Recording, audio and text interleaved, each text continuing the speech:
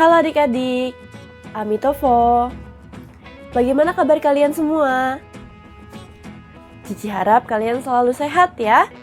Walaupun kita sedang merayakan hari Imlek bersama dengan keluarga, kita sedang bersenang-senang, tetapi tetap harus hati-hati dan menjaga kesehatan ya adik-adik, karena masa pandemi belum selesai. Nah, untuk memulai kegiatan kali ini, marilah kita awali kegiatan dengan bersikap anjali, agar kita bisa mengikuti puja bakti dengan baik.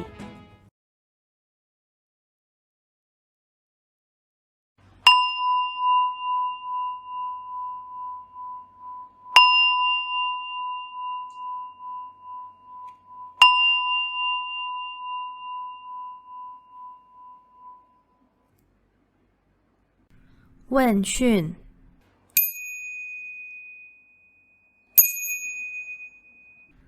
Namaskara.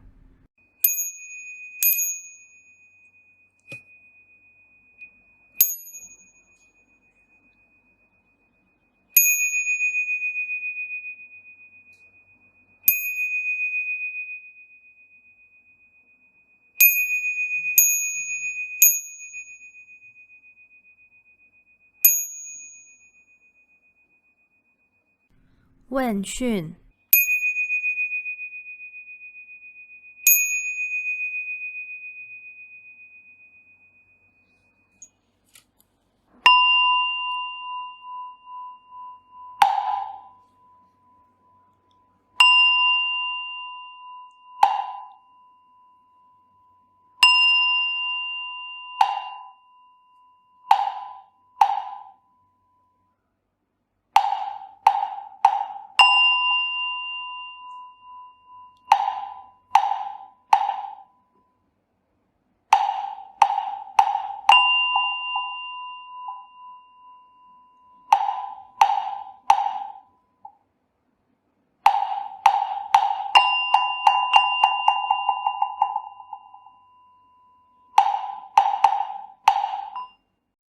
Marilah kita menyanyikan Gata Pendupaan.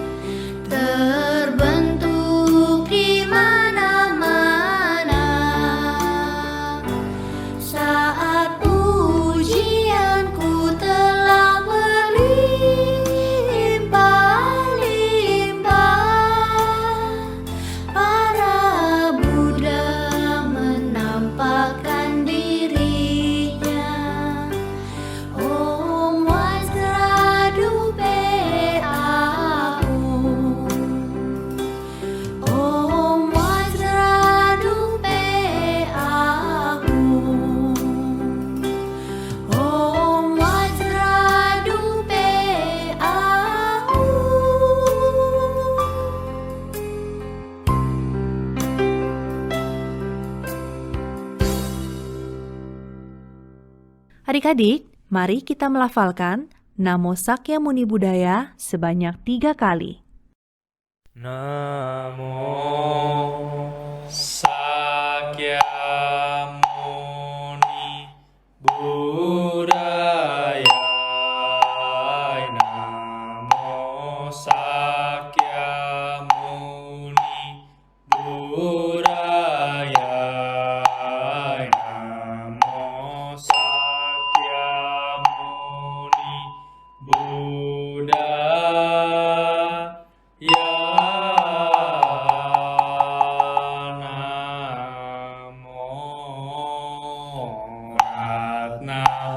Trayaya Namo Arya Walokiteswaraya Bodhisattvaya Mahasattvaya Mahakarunikaya Om Sarva Abhaya Sunadasya Namo Sukdewe Mama Arya Walokiteswara Garba Namo Nilakanta Mahabharata Sami Sarvata Subham Ajeya Sarva Sarva Nama Warga Mahadatu Tadyata Om Awaloke Lokite Karate Hari Mahabodhisattva Sarva Saramala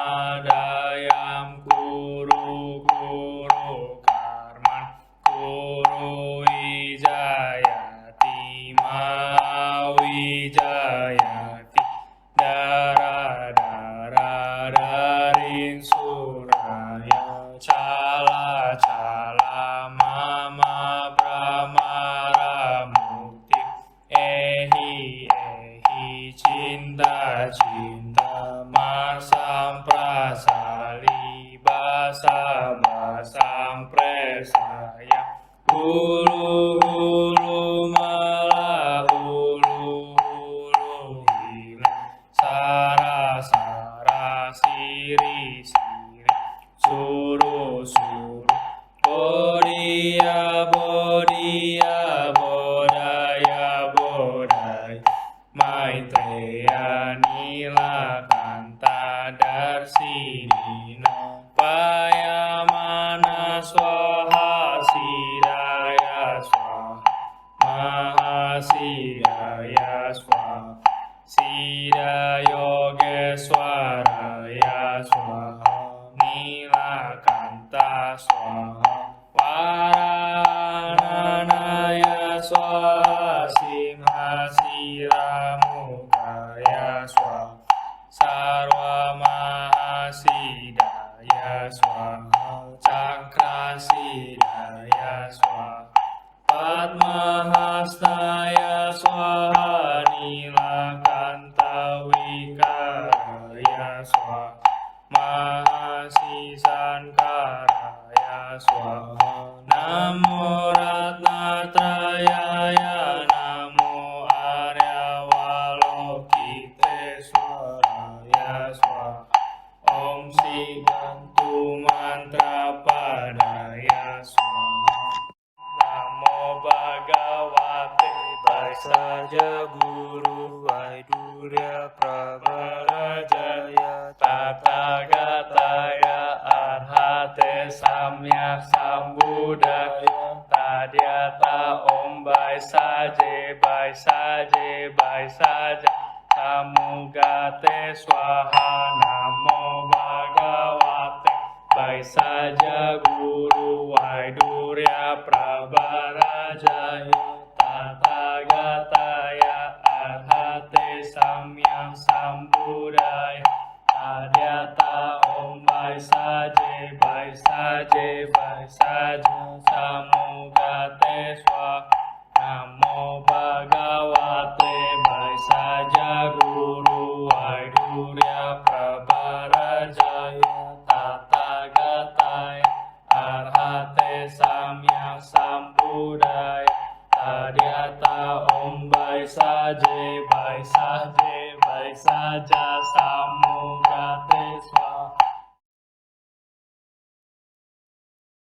Tadya Taom Gate Gate Param Gate Parasam Gate Bodhi Swaha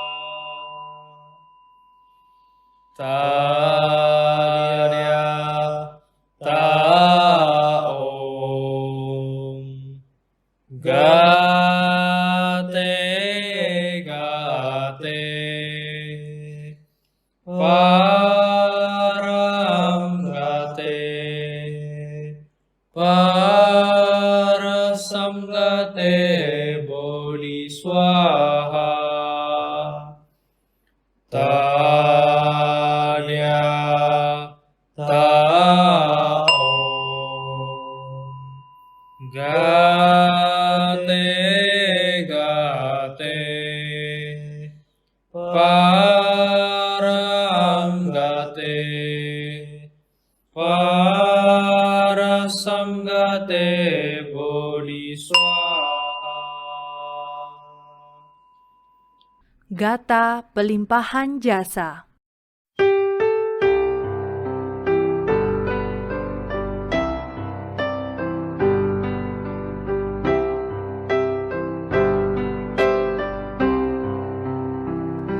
Semoga jasa dan kebajikan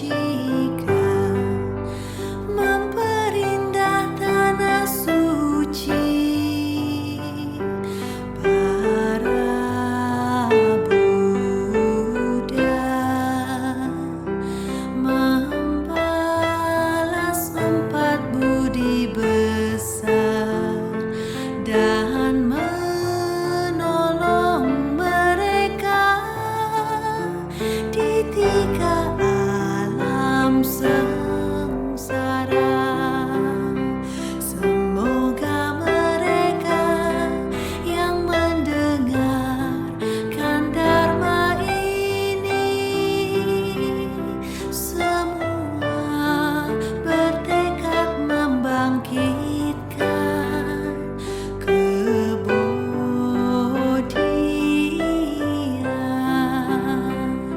sampai di akhir penghidupan ini bersama-sama lahir di alam bahagia.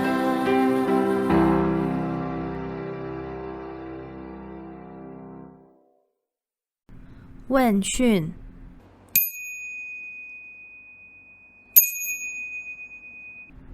Namaskara.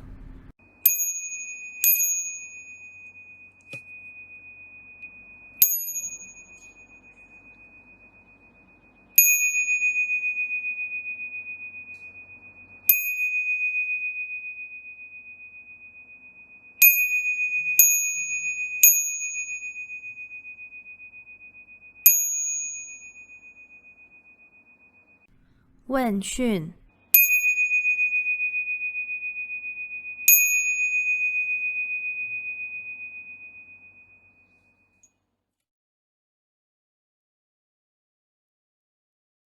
Nah adik-adik, setelah mengikuti puja bakti, agar kita semakin semangat, Cici mau mengajarkan kalian lagu baru berjudul Lilin Kecil.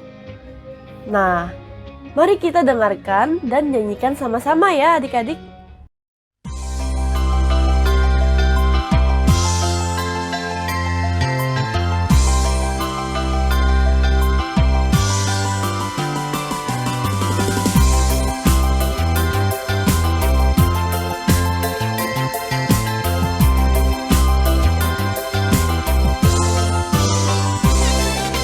Lilin kecil menyala, terangi kegelapan, tak akan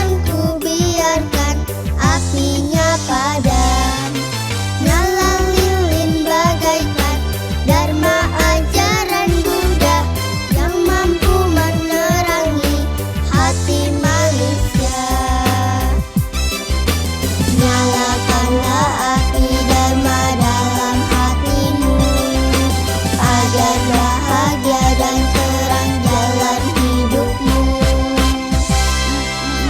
Lilin kecil menyala, terangi kegelapan, tak akan ku biarkan apinya padam. Nyala lilin bagaikan dharma ajaran Buddha yang mampu menerangi hati manusia.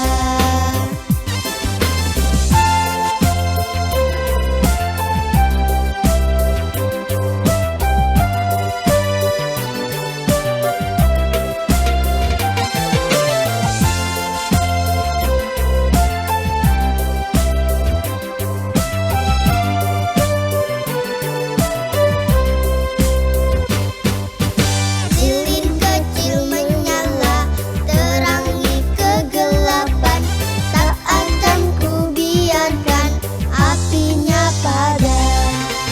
Nyala lilin bagaikan dharma ajaran Buddha yang mampu menerangi hati manusia.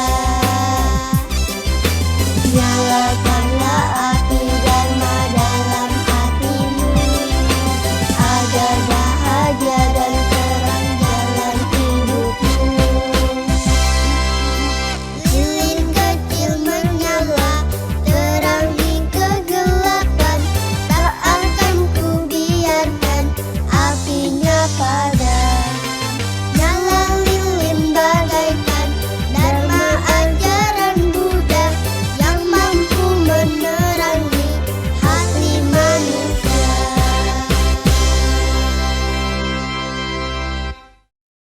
Namo Amitovo adik-adik semuanya. Senang sekali Cici Ameli bisa berjumpa lagi sama kalian di awal bulan Februari yang indah ini. Baik adik-adik semuanya, hari ini Cici punya sebuah cerita yang menarik untuk kalian semua. Yuk duduk yang manis dan kita simak baik-baik ya ceritanya. Dahulu kala, di tepi sebuah sungai, hiduplah seekor kera. Ia sangat kuat dan juga peloncat yang hebat. Di tengah-tengah sungai tersebut, terdapat sebuah pulau indah yang dipenuhi oleh banyak sekali pohon buah-buahan. Di antara pulau dan tepi sungai, terdapat sebuah batu yang menonjol ke atas permukaan air. Si kera selalu meloncat di atas batu itu untuk bisa mencapai ke pulau indah tersebut. Setiap hari, ia akan pergi ke pulau dan memakan buah-buahan sepanjang hari. Ia akan pulang ke rumah ketika hari mulai menjelang malam. Di seberang sungai tersebut, hiduplah sepasang suami istri buaya. Setiap hari, mereka selalu melihat si kera melompat dengan lincahnya ketika akan menyeberang ke pulau indah itu. Mereka kagum dengan kemampuan si kera. Saat itu, sepasang buaya ini sedang menanti kelahiran bayi pertama mereka. Karena sedang mengandung, ibu buaya kadang-kadang menginginkan makanan yang aneh-aneh. Ia selalu mengajukan permintaan-permintaan yang luar biasa kepada suaminya yang setia. Suatu hari, dalam hati ibu buaya timbul suatu keinginan besar untuk memakan jantung si kera. Ia pun menyampaikan keinginannya kepada Pak Buaya. Untuk menyenangkan hati istrinya, Pak Buaya berjanji akan mengambil jantung si kera untuk makan malam nanti. Pak Buaya segera pergi dan bersembunyi di dekat batu yang biasa diinjak si kera sebagai pijakan untuk melompat. Ia bermaksud menunggu si kera kembali dari pulau tersebut dan merencanakan untuk menangkapnya. Seperti biasa, si kera berada di pulau itu sepanjang hari. Ketika tiba saatnya untuk pulang ke rumah, si kera memperhatikan ada satu batu yang kelihatannya bertambah besar. Seingat si kera, sebelumnya batu tersebut tidak setinggi seperti saat ini. Ia menyelidiki dan menemukan bahwa ternyata tinggi air sungai tetap sama dengan tinggi air sungai pada pagi hari tadi. Ia heran kenapa batu itu terlihat lebih tinggi. Tiba-tiba timbul dugaan dalam hati si kera. Mungkin itu adalah si Pak Buaya. Untuk membuktikan dugaannya, si kera berteriak ke arah batu itu. "Hai batu, apa kabarmu?" Karena tidak ada jawaban, si kera kembali berteriak. Batu itu tetap saja diam. Si kera pun berkata, "Biasanya si batu selalu membalas ketika aku sapa. Tetapi hari ini ia sama sekali tidak menjawabku. Apa yang terjadi denganmu, batu?" Pak Buaya berpikir, dari dulu batu ini pasti sering bercakap-cakap dengan kera itu. Kalau aku diam saja, pasti si kera akan curiga. Kalau begitu, aku harus membalas sapaan si kera. Akhirnya Pak Buaya langsung berteriak, "Saya baik-baik saja, kera. Bagaimana kabarmu juga?" Si kera langsung membalas, "Batu mana bisa bicara? Siapa kamu? Perlihatkan dirimu segera." Pak Buaya pun menyadari kesalahannya. Ia pun langsung menampakkan dirinya ke permukaan. "Saya adalah Pak Buaya." "Mengapa Anda berbaring di sana?" tanya si kera. Pak Buaya menjawab, "Saya bermaksud untuk mengambil jantung kamu. Kamu tidak dapat mengendalikan diri lagi." Si kera yang cerdik berpikir, "Wah, iya benar. Tidak ada jalan keluar lain untuk bisa kembali ke tepi sungai. Bagaimana ya? Aha, aku ketemu caranya." Kemudian ia berteriak, "Pak Buaya yang hebat, kelihatannya saya telah masuk perangkap Anda. Aku tidak bisa lari lagi. Saya akan memberikan jantung saya. Bukalah mulut Anda lebar-lebar, saya akan melompat masuk ke dalamnya." Pak Buaya menuruti apa yang dikatakan si kera.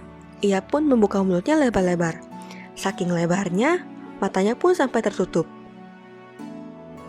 Melihat hal itu, si kera langsung meloncat secepat kilat ke atas kepala Pak Buaya dan langsung meloncat lagi ke tepian sungai. Si kera mendarat di tepi sungai dengan selamat.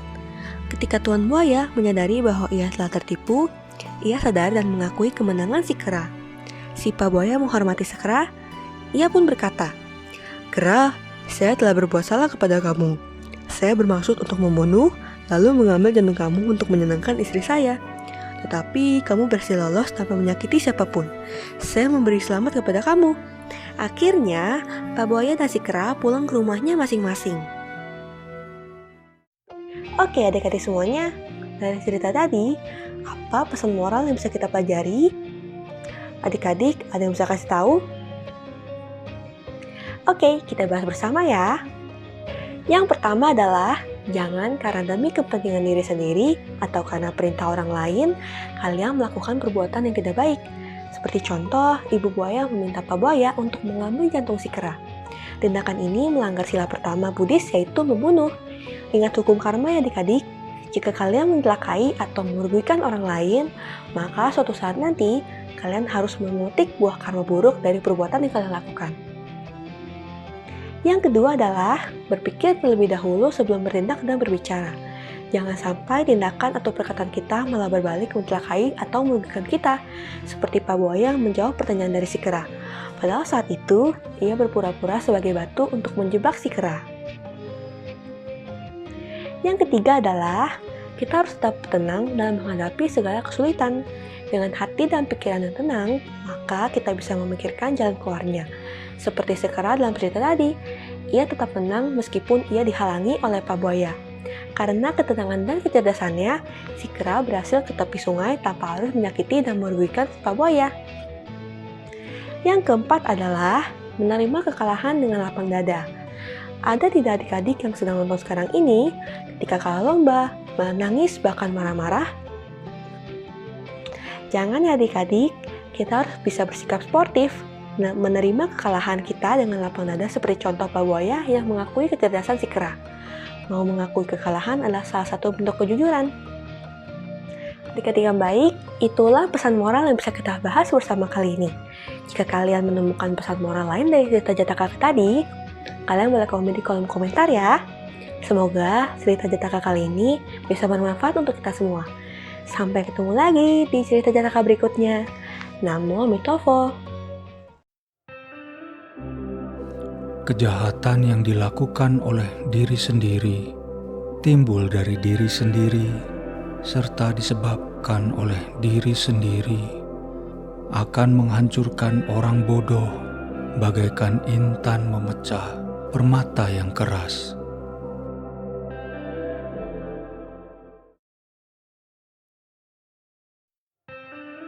Adik-adik yang baik, marilah kita tenangkan hati dan pikiran kita sejenak.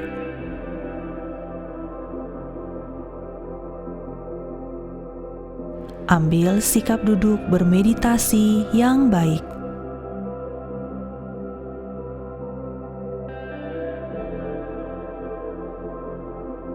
Tegakkan badan kita dan atur nafas kita perlahan-lahan.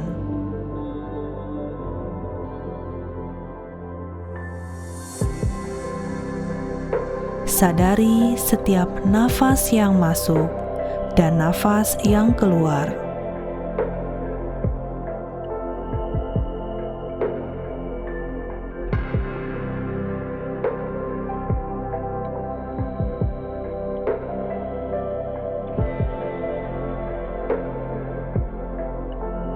Oh Buddha, semoga aku bisa menjadi anak yang selalu tenang dalam menghadapi segala kesulitan.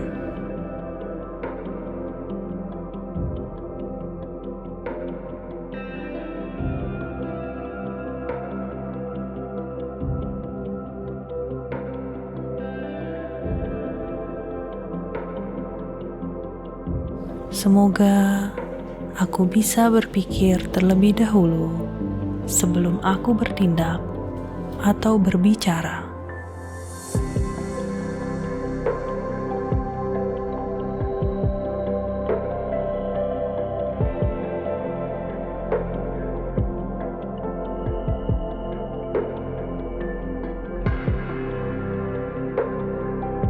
Semoga aku senantiasa memegang teguh Dharma di dalam kehidupanku.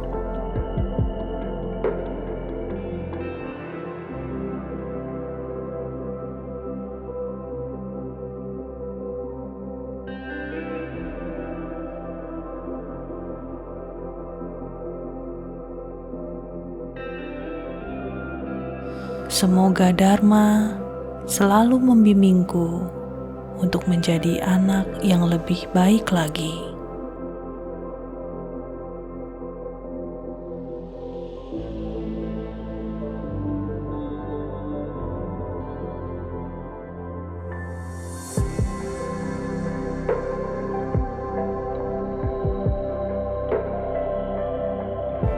Swaha, swaha, swaha.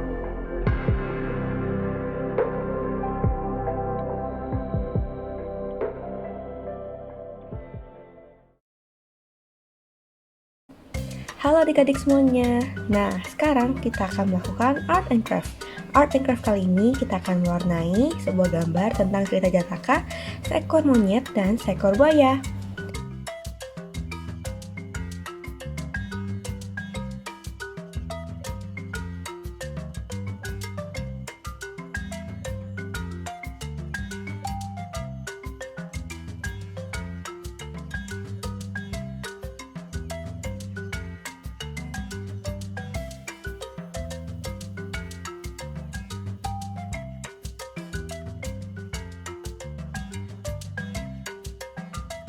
Jadi inilah hasilnya. Kalian jangan lupa untuk mengumpulkan hasil kalian ke Google Classroom Sekolah Minggu Hiraguna Dharma ya.